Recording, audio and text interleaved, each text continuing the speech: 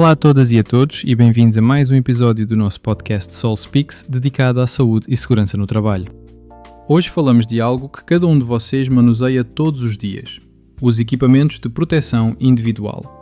O que todos chamamos, resumidamente, de EPI. Luvas, óculos, sapatos, capacetes, mas também máscaras e batas. Coisas que talvez já usemos de forma automática, mas precisamente porque as usamos todos os dias, vale a pena parar 10 minutos para entender bem por que existem, quando são mesmo necessárias e como garantir que funcionam como devem. Porque um equipamento de proteção individual mal usado ou danificado é como não o ter de todo. Prontos? Vamos lá. Comecemos por um conceito importante que por vezes surpreende. O EPI não é a primeira proteção a considerar, é a última. Existe uma escala chamada hierarquia dos controlos. Funciona assim. Antes de tudo, procura-se eliminar o perigo. Se não for possível, tenta-se substituí-lo por algo menos arriscado. Depois vêm as soluções técnicas e organizacionais, ou seja, alterar as máquinas ou mudar a forma de trabalhar. E só no final, quando o risco não pode ser totalmente eliminado, aparece ele, o equipamento de proteção individual. Atenção, porém, última linha de defesa não significa menos importante. Pelo contrário. Em muitíssimas situações do nosso trabalho, o EPI é exatamente o que se encontra entre nós e um acidente. Pensem no trabalho nos cuidados domiciliários. Quando um enfermeiro entra em casa de um doente para prestar um serviço e pode entrar em contacto com material orgânico ou agentes biológicos, o que o protege? Luvas para risco biológico, uma máscara descartável, uma bata descartável e, onde necessário, um escudo facial de proteção. Sem esses equipamentos, o contacto com o doente pode tornar-se um risco direto para a saúde. Ou pense nos colegas que trabalham com gases técnicos. Quem manuseia ou enche garrafas está exposto a impactos e a jatos de gás a alta pressão. Quem transfere líquidos criogênicos, esses líquidos extremamente frios, arrisca queimaduras pelo frio se o líquido criogênico atingir a pele ou os olhos. Aí, as luvas isolantes, os óculos e o escudo facial não são um pormenor, são o que evita uma queimadura grave. É este o ponto. O EPI é a última barreira, mas em muitíssimos casos é uma barreira que tem de estar presente. Vejamos agora de forma simples quem usa o quê.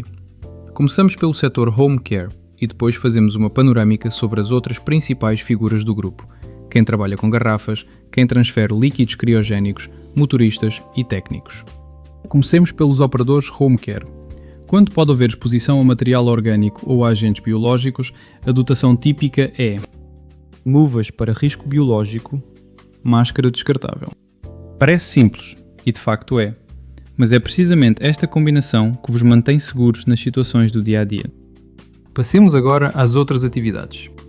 Quem movimenta ou enche garrafas usa óculos, de preferência com proteções laterais, para gás pressurizado ou para projeções de pequenas partículas, boné anti-impacto se houver risco de bater com a cabeça, luvas com proteção mecânica, de preferência em material antiderrapante, para a garrafa não escorregar, e sapatos de segurança com biqueira reforçada e proteção do metatarso, para o risco de queda da garrafa sobre o pé. Quem trabalha com gases inflamáveis ou oxidantes acrescenta proteção contra chamas, luvas adequadas e vestuário resistente às chamas, com propriedades antiestáticas onde existe risco de explosão. Quem transfere líquidos criogênicos, inertes, oxidantes ou inflamáveis, necessita de proteção especial. Escudo facial contra respingos de líquido criogênico, luvas isolantes escolhidas especificamente para não deixar penetrar o líquido criogênico, sapatos S2 com isolamento contra o frio e mangas e calças compridas, até vestuário resistente às chamas quando o gás é inflamável. Falemos também de quem está sempre em movimento, os motoristas. Porque aqui existe um risco adicional que frequentemente se subestima: o tráfego de veículos. Por isso, para todos os motoristas, um item fixo é o vestuário de alta visibilidade. Serve para se fazer ver no pátio, assim como no cliente, mesmo onde a iluminação não é a melhor.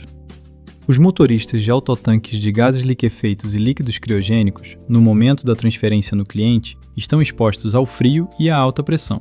A sua dotação típica é capacete, escudo facial contra respingos de líquido criogênico, luvas isolantes para líquidos criogênicos, sapatos S2 com isolamento contra o frio, mangas e calças compridas e, evidentemente, a alta visibilidade. Por último, deve também ser acrescentada a proteção auditiva. Os motoristas de gases comprimidos, os que entregam e movimentam as garrafas, têm os riscos típicos da garrafa: impactos, o perigo de uma garrafa cair sobre o pé.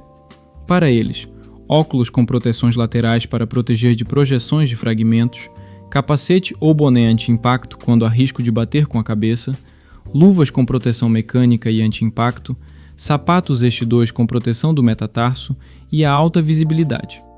Por fim, os técnicos do setor de gases técnicos, os que instalam e fazem manutenção, muitas vezes em casa do cliente. Aqui a dotação depende muito do trabalho específico, mas a base é capacete onde existam cargas suspensas ou risco de bater com a cabeça, óculos com proteções laterais e escudo facial para trabalhos que o exijam, luvas com proteção mecânica adequadas à tarefa e sapatos S3, os mais completos, pensados precisamente para oficinas e instalações.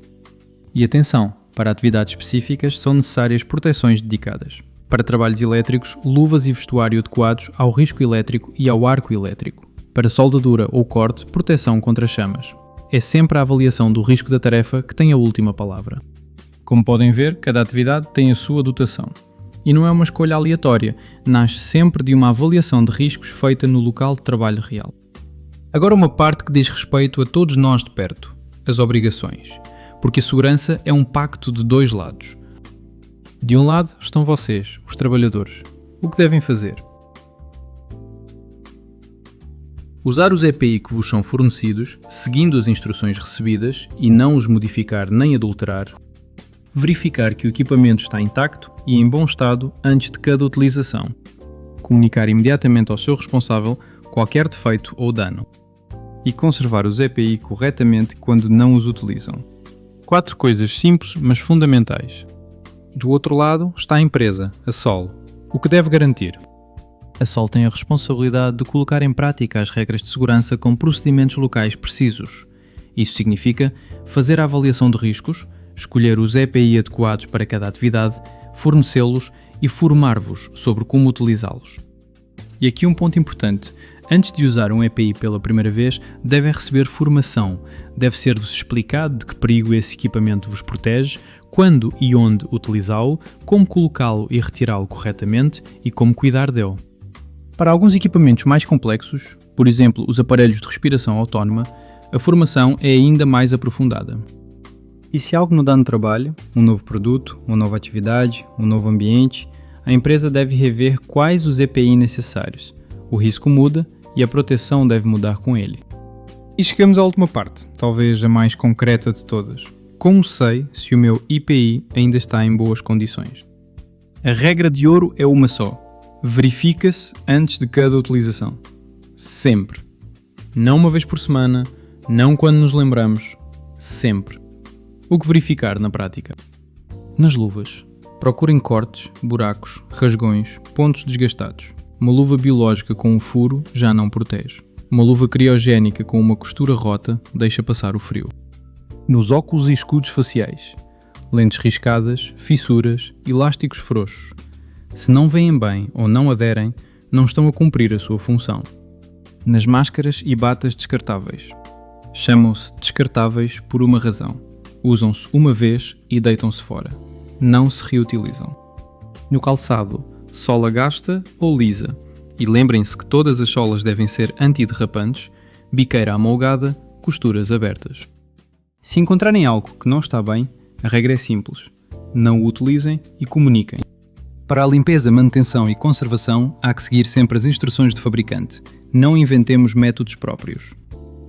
Um EPI mal conservado, por exemplo deixado sujo, esmagado ou exposto ao sol, deteriora-se mais depressa e protege menos. E fiquemos com uma coisa bem clara. Comunicar um EPI danificado não é um incómodo. É exatamente o que nos permite trabalhar protegidos. Um equipamento deve ser substituído sem pensar duas vezes. Bem, recapitulemos em 30 segundos. 1. O EPI é a última linha de defesa, mas em muitos casos é o que nos salva. 2. Cada atividade tem os seus equipamentos, escolhidos com base nos riscos reais. 3. A segurança é um pacto. Vocês usam e verificam os EPI, a Sol escolhe, fornece e forma. E 4. Verifica-se antes de cada utilização e, se algo estiver danificado, comunica-se e substitui-se. Até ao próximo episódio, onde falaremos de um risco de época, o calor. Até breve.